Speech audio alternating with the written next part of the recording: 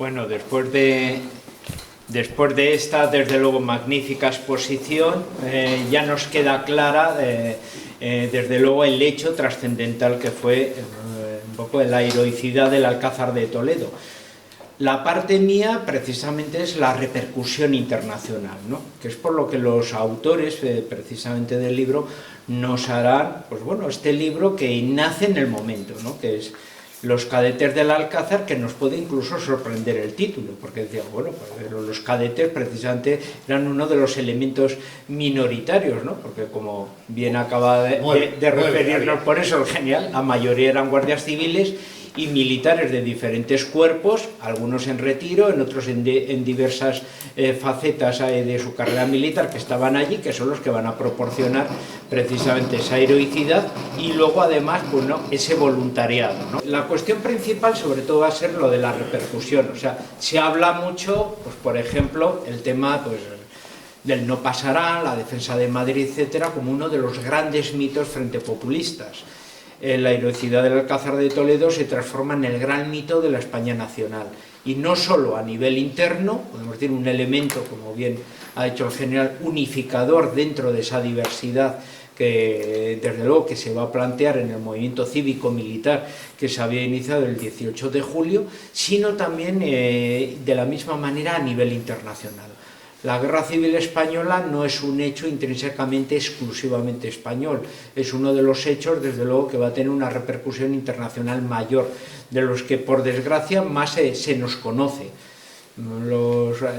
Entre ustedes también hay algún profesor más, pues cuando vamos un poquitín al exterior, tenemos que dar alguna conferencia, sobre todo en el aspecto contemporáneo, pues siempre se nos cita, queremos que nos habléis Segunda República, Guerra Civil, Franquismo, Transición democrática. Son los 4 grandes temas que desde luego abarcan y que parece que son los que tienen como una mayor repercusión y mayor interés, desde luego, cuando vas un poco al extranjero. Dentro de la Guerra Civil, desde luego, el Alcázar de Toledo es uno de los temas, desde luego, mayores, ¿no? ¿Qué es lo que sucede en aquel aspecto? ¿Por qué va a tener una importancia a nivel internacional y también la va a tener principalmente en Francia, de donde son un poco los autores, ¿no? ¿Y quiénes son un poco también estos autores, ¿no?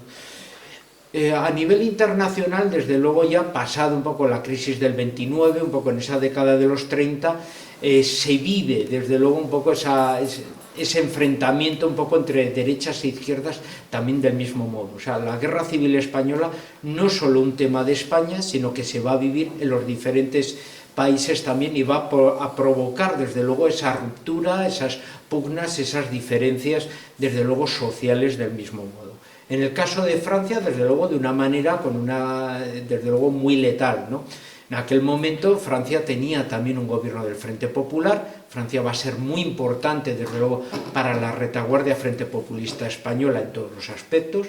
A las brigadas internacionales, de las cuales hemos visto citadas un poco anteriormente, van a estar reclutadas principalmente por el Partido Comunista Francés, que es el encargo que va a recibir de la Comintern, ¿no?, de la Internacional Comunista desde la Unión Soviética, y por lo tanto gran parte de los brigadistas que van a participar en suelo español pues van a ser reclutados por el Partido Comunista Francés, van a ser militantes del Partido Comunista Francés y de las comunidades extranjeras que vivían en Francia.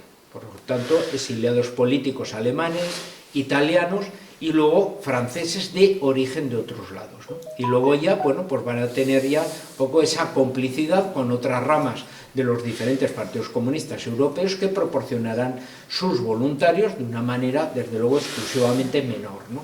Así que Francia sí va a tener esa beligerancia, esa proporción, desde luego, de armamentos, de apoyo, estrictamente muy importante. También el gobierno del Frente Popular francés para aquella época había eliminado las ligas patrióticas. ¿Qué eran las ligas y qué función ocupaba una de ellas? Acción Française, ¿no? Acción Francesa. Las ligas patrióticas en Francia habían surgido principalmente después de la Primera Guerra Mundial. O sea, Francia había sido un país que había perdido cuando la unificación alemana había perdido Alsacia-Lorena, que eran estas provincias francesas, pero pobladas por un pueblo con una intensa germanidad, y que los alemanes lo habían incorporado como alemanes a su territorio. Incluso estos son los alsacianos-loreneses van a luchar como alemanes en la Primera Guerra Mundial. Cuando sucede la derrota alemana, estos territorios volverán a pertenecer a Francia, que desde luego aplicarán un intenso nacionalismo para afrancesar un poco estas provincias, incluso eliminar el alsaciano, el dialecto germánico que hablaban ellos, y van a provocar, bueno, ya sería otro tema, un regionalismo, una especie de nacionalismo alsaciano-lorenés, ¿no? En ese periodo de pérdida de Alsacia-Lorena es cuando en Francia va a haber como una especie de escuela de patriotismo. Va a ser Acción Francesa, creada por Charles Maurras, ¿no? Una especie de modernización del discurso nacionalista francés, ¿no? Bueno, Francia debe volver a ser una potencia, debe recuperarse un poco como potencia y debe, por lo tanto, actualizar un poco ese discurso. Será un poco la misión de un Charles Maurras que acusará la decadencia francesa, especialmente al origen de la Revolución Francesa, que ha adaptado pues, ese sistema que tenía la Tercera República, que servirá luego como modelo a la Segunda República Española, ¿no? Entonces podemos decir un poco esos puentes, eso cómo se va generando, un poco también como esos ciertos paralelismos, ¿no? Acción Francesa, por lo tanto, será lo que denominamos en la actualidad como un think tank de pensamiento, en el cual daba como una especie de seminarios y clases paralelas a las que se daban en la universidad, de formación para los jóvenes, sacaban su propia revista, o sea, organizaban sus conferencias, editaban sus libros,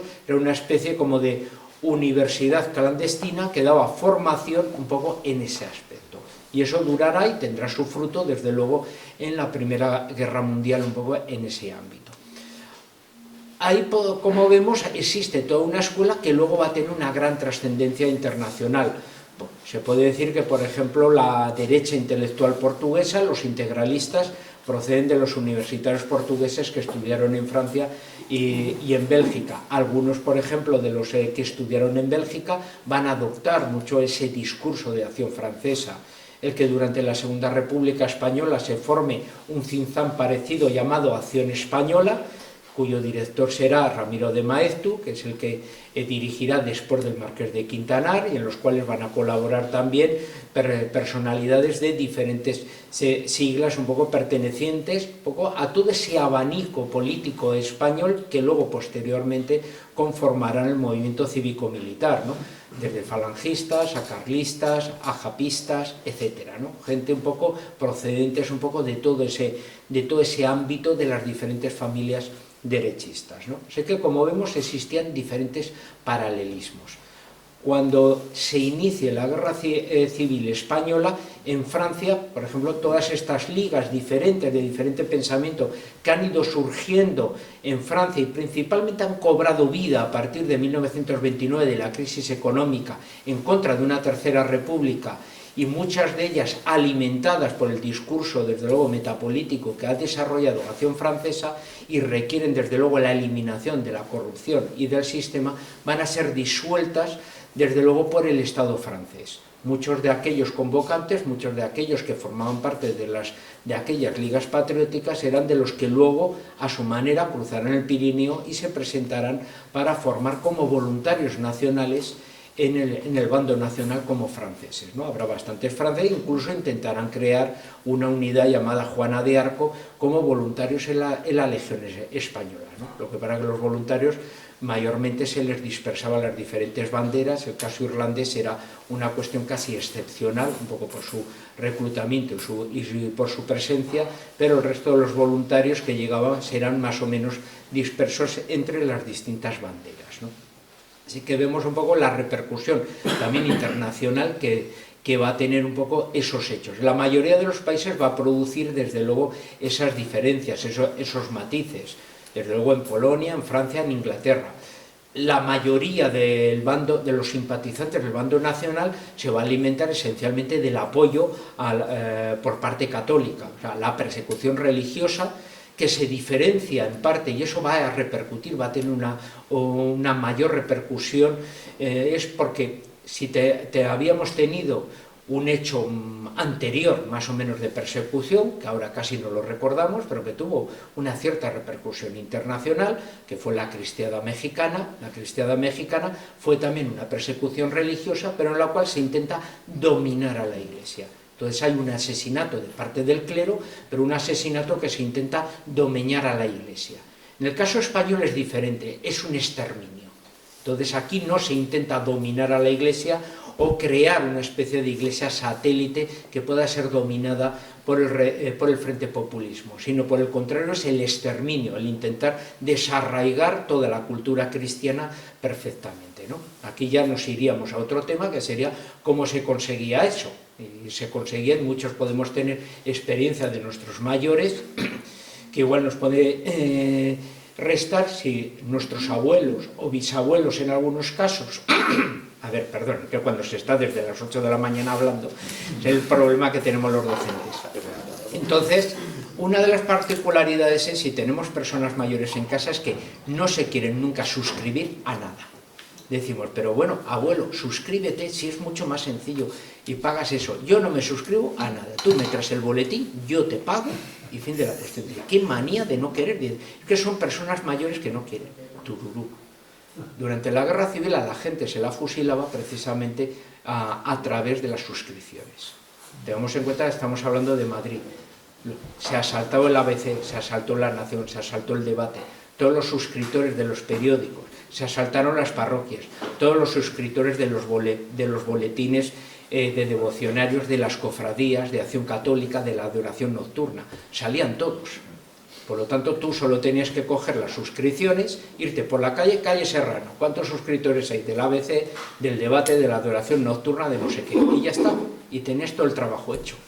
Entonces, por lo tanto, el exterminio de la religión era muy fácil, porque era solo coger los papeles y, desde luego, tirar de listados y nadie se podía oponer a ello. Por lo tanto, el exterminio en muchas zonas se va a desarrollar de una manera, podemos decir que va a ser casi imposible fugarse un poco en ese aspecto. La repercusión internacional, podemos decir, de una persecución religiosa que va hasta el último elemento, podemos decir, vivo un poco, y que desde luego es incansable, teniendo el recuerdo, aquí ya podemos decir, me aprovecho de mi experiencia de polonista, de que los primeros años había dado el premio Nobel a un autor polaco, Sienkiewicz, con una de sus obras, que era Quo Vadis, que casi era el recuerdo de casi la única persecución que ha habido, podemos decir, contra los cristianos de forma masiva, era la de los romanos. Desde entonces, hombre, ha habido tensiones, ha habido asesinatos, pero bueno, una persecución masiva de miles de personas que se les mate por la fe, no. O sea, España va a ser, podemos decir, la que salte de una manera cualitativa, de una manera impresionante. Eso va a provocar una reacción católica a nivel de todo el mundo de una manera fortísima. Será una reacción en Irlanda, donde hay el general O'Duffy, si algunos conocen el caso de Michael Collins, ¿no? Podemos decir la división un poco de los nacionalistas irlandeses, pues el general O'Duffy era el segundo de Michael Collins, o sea, era un jefe del IRA, de los que aceptaron el Estado Libre, que formaron su partido político y que luego con esos voluntarios pues son de los que trajo pues a cerca de 900 voluntarios que lucharon en la Legión, no de una manera pues precisamente no tuvieron unos encuentros bélicos pues muy brillantes por desgracia, pero bueno, a nivel propagandístico pues sirvieron un poco para su faceta. Y luego del mismo modo van a surgir también el padre Collins, por ejemplo, una estrella radiofónica en Estados Unidos que incentivará desde luego el apoyo y las donaciones y desde luego la recogida de suministros y de apoyos y donaciones monetarias para el bando nacional, y así sucederán en otros países. O sea que fuera, además de los apoyos que desde luego se tuvieron pues, de Alemania, de Italia, del Portugal de Salazar, etcétera, como vemos, también va a haber diferentes apoyos. En Francia va a suceder en parte también lo mismo. Si el Frente Popular aprovecha, desde luego, su protagonismo institucional para vertebrar las brigadas internacionales, trasladar más de 40.000 hombres a los frentes republicanos, que nunca estuvieron más de 35.000, pero luego con los suministros posteriores, pues más o menos casi el mismo número de italianos que vinieron del bando nacional, vinieron un poco también del lado de las brigadas internacionales por el otro lado. También aquellos antiguos activistas de las ligas patrióticas van a querer desde luego hacer sus posibilidades y su colaboración con el bando nacional.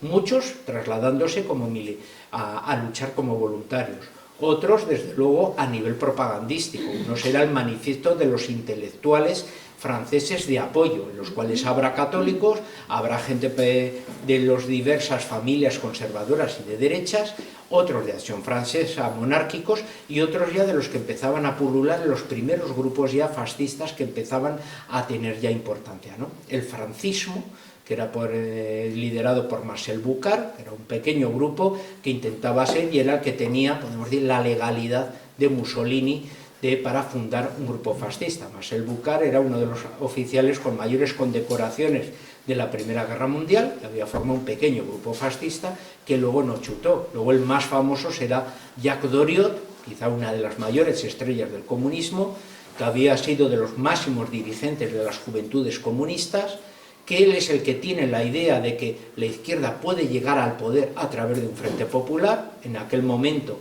le dicen que se calle la boca, él dice, pero si he tenido una gran idea, y por la fuerza stalinista se le destituye de sus cargos, y entonces él, podemos decir, cogerá una rabia, se extinguirá y creará un caso único, que es la formación del Partido Popular francés, ¿no? Un partido fascista nacido de una escisión del Partido Comunista francés, ¿no? Él será uno de los que incentive, se ponga favorable al bando nacional, venga también podemos decir, a tener su apoyo al bando nacional, etc. Como vemos, una diversidad, podemos decir, de familias de derechas, de nuevos fascismos, de familias católicas, etcétera, que son las que van a arropar, ¿no? En ese aspecto, toda esta posición social, cívica francesa, que casi está viviendo que en Francia puede suceder algo parecido, con un gobierno frente populista que ha disuelto una gran parte del asociacionismo derechista en ese ámbito, demandan también qué está sucediendo en España, no solo sobre las persecuciones, sino sobre todo los acontecimientos militares. Y desde luego uno de los grandes hechos con los cuales ellos también quieren saber, quieren conocer, y desde luego ese espíritu militante de unidad en la diversidad que se estaba desarrollando en España, y que uno de los hechos claros era el hecho de la heroicidad del Alcázar de Toledo. Por eso las visitas de muchos periodistas procedentes un poco de este mundo. En el libro que tenemos aquí, desde luego no voy a descubrir las cuestiones que van a escribir ellos, ya las descubrirán ustedes leyendo el libro, pues desde luego Robert Brasilla y Henri Massis serán los que se trasladen a España. Henri Massis en aquel momento es la persona más conocida. Ahora para nosotros nos suena de los dos más Robert Brasilla por su vida posterior, ¿no? Henri Massis era entonces un académico de Acción Francesa, era, podemos decir, uno de los profesores ya, podemos decir, ya con un sentido de madurez importante, y podemos decir es un equipo equilibrado entre un joven periodista y un profesor maduro que le aporta, podemos decir, un poco esa autoridad académica al libro, ¿no? Ahora Henri Massis ha pasado por ser casi un desconocido, y Robert Brasilla, que es la persona más famosa. Es uno de los grandes críticos precisamente de arte y de cine de Acción Francesa, una persona brillante, nacido en Perpiñán, es un catalán francés, ¿no?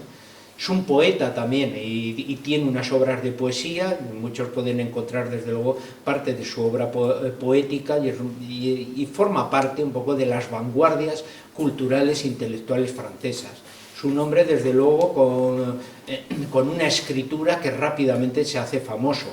Interviene, está en Acción Francesa, luego se hará famoso desde luego como redactor jefe en Yeshua Partois, en una de las revistas más de vanguardia un poco del momento, y sí que pertenece a esa generación de personas formadas en Acción Francesa que van a ir evolucionando de posiciones de una derecha autoritaria progresivamente hacia un fascismo, no hacia un nazismo, pero sí a un fascismo. O sea, es de estas personas en las cuales muchas veces los historiadores hablaban. Entonces, Acción Francesa, ¿era fascista o no era fascista? Hombre, claramente no era fascismo, pero sí que personas formadas en la escuela doctrinal de Acción Francesa posteriormente van a ir evolucionando a posiciones fascistas o de socialismo nacional o de otro tipo de familias procedentes un poco allí, como será Georges Valois, por ejemplo, uno de los primeros teóricos del fascismo francés, y que arropará también un poco estas posturas.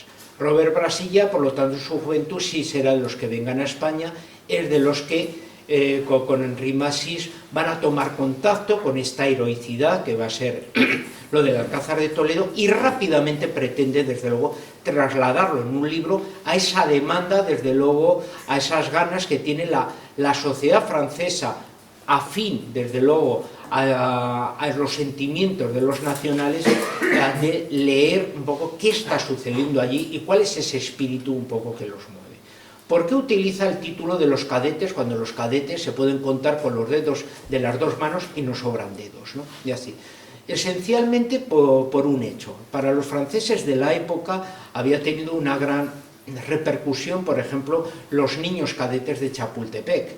Cuando los franceses están a través del emperador Maximiliano de Habsburgo en Francia, se crea el segundo imperio mexicano, y su presencia va a estar sostenida principalmente por las tropas francesas de Napoleón III.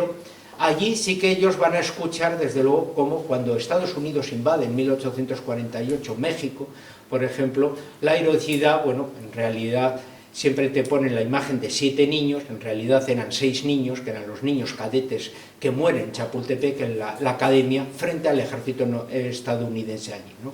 Siempre se añade uno más, porque uno de los oficiales del ejército mexicano tenía 18 años y por unos meses acababa de graduarse, había dejado de ser cadete y le habían dado destino, ¿no? Y muere con sus compañeros de curso inferior, podemos decir, allí. Son, podemos decir, como la simiente de lo que luego posteriormente ha sido el patriotismo mexicano, ¿no? Los niños cadetes que mueren por su patria.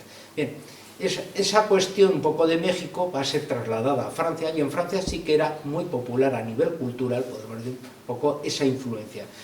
Tengamos en cuenta que muchas veces cuando hablamos de Hispanoamérica, que es lo histórico, y nos hiere el corazón cuando hablamos de Latinoamérica, ojo, el tema latinoamericano, por una parte es una respuesta de Francia a intentar ser la madrastra del mundo hispanoamericano, pero por otra parte también de las élites hispanoamericanas, cuando España desaparece como potencia en el siglo XIX por nuestras guerras, de intentar buscar un referente no germánico, sino, podemos decir, latino, entre comillas, en Europa, ¿no? De ahí viene ese enamoramiento de las élites culturales sudamericanas, por ejemplo, con Francia, París, etc., ¿no? Y de ahí que algunos ejemplos como ese ámbito pase allí, ¿no? Entonces, esos ejemplos, esa simiente que se produce, rápidamente a los franceses les hace, bueno, pero es una academia, entonces semejante a esto, ¿no? Entonces, los cadetes son los que lucharon, ¿no? Los cadetes estaban de vacaciones fuera, aquí quedaban 8, ¿no? O sea, pero ellos van a ir a la imagen que saben que puede reflejar más la sensibilidad de la sociedad francesa, que luego tendrá también sus consecuencias. O sea, cuando en la Segunda Guerra Mundial los alemanes entren en Francia, desde luego el ejército francés tiene, podemos decir, una de sus peores experiencias, y desde luego no creo que sea uno de los periodos históricos que más les enorgullezca, sino más bien todo lo contrario. No obstante, siempre hay excepciones. ¿Y cuáles son excepciones? Precisamente la Academia de Caballería de Saumur, los cadetes franceses. Los cadetes franceses que habían leído las obras de Brasilla, habían leído el ejemplo de los cadetes del Alcázar, y serán en Saumur uno de los pocos enfrentamientos en que los alemanes casi tienen que retroceder, pedir refuerzos y volver a atacar, porque hay una masa de malditos chavalillos de caballería que están allí en la academia, que les ha dado, en vez de por rendirse, por atacar a los alemanes con las armas que ellos tenían, ¿no? Porque decían, nosotros no somos menos que nuestros hermanos los cadetes españoles, ¿no? Entonces vemos, podemos decir, un poco esa repercusión también internacional que tuvo y la fuerza que tenía el libro. No solo son unos franceses que querían a España, y algunos igual, con una cercanía mayor, porque era un catalán francés, ¿no? Y no deja de ser, bueno, el Rosellón ese perdido que perdimos en el Tratado de Pirineos, sino que Francia tenía también una situación política similar a su manera con respecto a España. El mundo de la derecha francesa estaba viviendo, a ver si nosotros no vamos a ser la siguiente guerra civil en este ámbito, y están, por lo tanto, con una sensibilidad muy grande por los acontecimientos de España, y desde luego ellos van a vivir a su manera un poco este libro, y es por lo tanto un fruto para entender, bueno, cómo ven los franceses una situación de la guerra civil, pero que está hecho el libro para el lector francés. Entonces podemos decir, son un poco como debemos enfocar un poco las gafas cuando leamos un poco este libro. Un libro de época, un libro muy intenso, un libro realizado con todo el cariño, pero un libro hecho para explicar nuestra realidad a un público francés que en aquel momento está viviendo una situación, desde luego, pues, que más o menos ellos están creyendo, a ver qué es lo que sucede, si no nos vamos a encontrar nosotros con una situación parecida a la que están luchando los españoles, luchando contra el Frente Popular francés en este momento, ¿no? Entonces, un poco para que veamos. Habría más cosas que hablar del libro, pero no las voy a descubrir porque el interés tiene que ser para que ustedes lo lean antes de Navidad. Bueno, muchas gracias.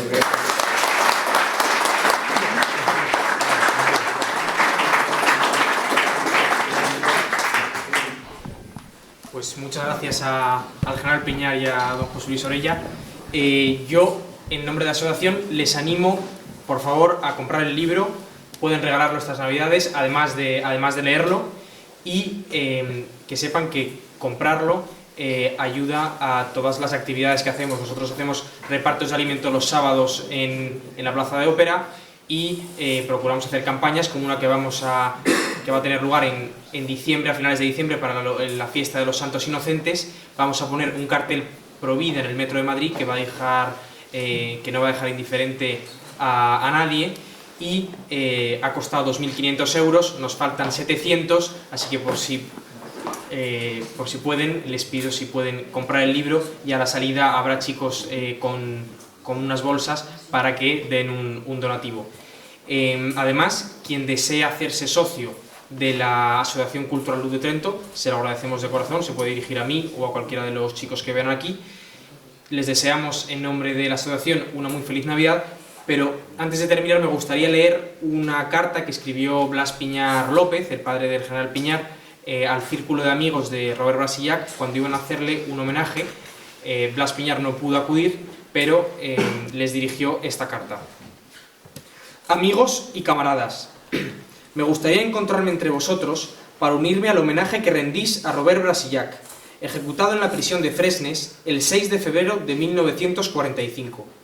Robert Brasillac no fue solo escritor y poeta, fue un escritor y un poeta católico y patriota, que encontró, en frase de Jean Madigan, una razón para vivir y un sentido de la muerte. Por eso, su vida y su muerte han sido y son un estímulo para continuar combatiendo en Europa por sus raíces cristianas, que hoy, más que nunca, se trata de arrancar.